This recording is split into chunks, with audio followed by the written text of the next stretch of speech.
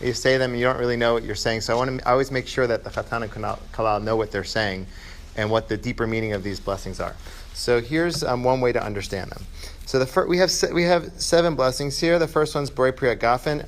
That's just because you usually make Hagafen in any type of festive occasions. You mark it with a festive beverage, which is wine. So we're not going to count that blessing in our explanation here. The first real blessing with content is the second one. It's Baruch Hashem Elokeinu Mechalam Shakol Bara Lichvodo. And this means that God created all for His glory. Okay? Now, what does that mean? God created everything for God's glory. I once said that, I asked the Chatan and Kalal, what does this mean? They go, you create everything for your own glory. That doesn't sound something so lofty. And so you really have to read the first bracha with the second bracha. And it goes like this. God created all for its glory. Why? Baruch atah Hashem Elokeinu Mechalam Yotzer Ha'adam. So that humanity will bring out, so the second, really the third blessing is that God, creator of mankind. So God created mankind, humanity, in order to connect to God, in order to bring God's glory into the world. So those really are 2 pieces. It's not just God is obsessed with God's glory. No, God created the world for His glory. That's the purpose, and that happens. God's glory appears in the world through humanity, through these types of unions that the couple is going to have at this occasion. We bring God's glory into the world. So that's really the purpose, and this is the basic framing of a wedding. The wedding isn't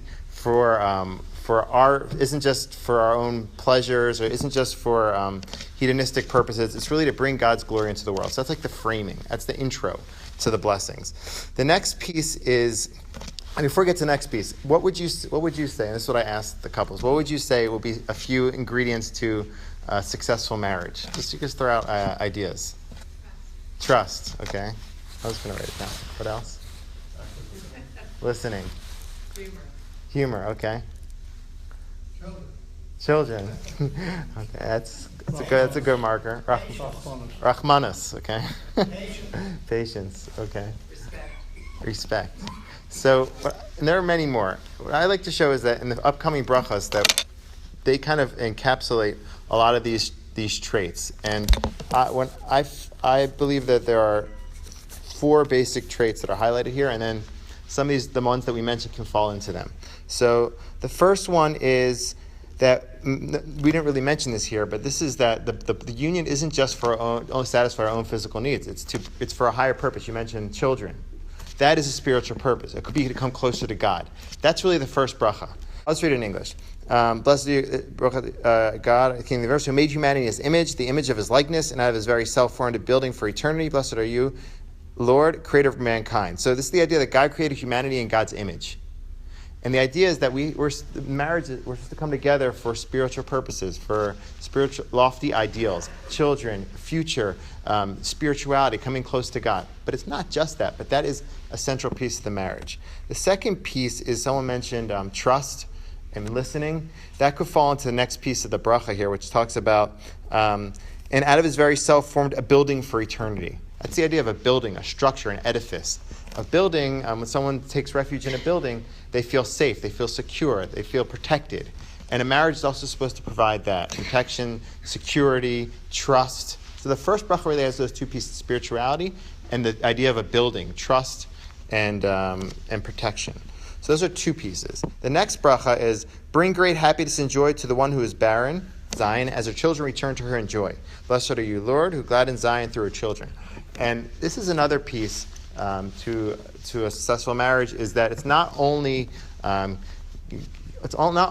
kids, not only about growing spirituality. You have to have romance. You have to have a connection. You have to have that love that was there from the beginning. It should continue throughout. And here, this blessing talks about Am Yisrael returning to the land of Israel, and the land of Israel being happy that because it's no longer barren.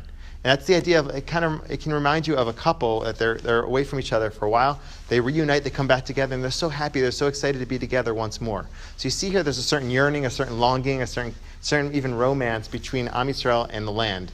And so that hints at the idea of having romance and a connection a love connection between the couple.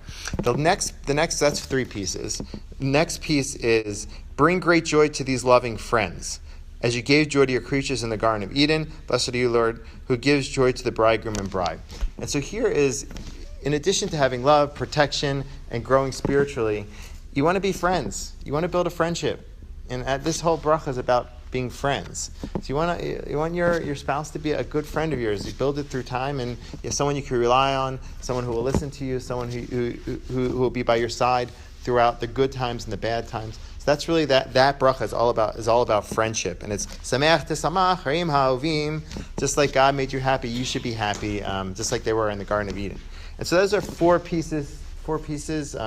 And maybe you could fit in other pieces inside those 4 pieces, but those are like 4 central aspects. And then the last bracha, I think, is like a conclusion. And this bracha, you basically kind of go wild. It's like, may the couple have happiness and jubilation, cheer and delight, love, fellowship, peace and friendship. And it brings different imagery. It brings back the imagery of Am Yisrael in the land of Israel, and it brings back Eden, it brings back the Chatan and Kala. It's really a celebration of brachas and blessings that we want the couple to have going forward. So that's kind of like the structure. That's how I usually explain it. And that's something to think about. I ask the couples to think about when they're under the chuppah and we're making the blessings, that they know what it's talking about. And it's really the chuppah is really the first time when they're kind of stepping into their house, because the chuppah is a makeshift house, and we build that so that they can enter it together for the first time. So when they're entering their home for the first time, we want this to be the frame, we want this to be the intention, so it'll continue going forward for many years to come.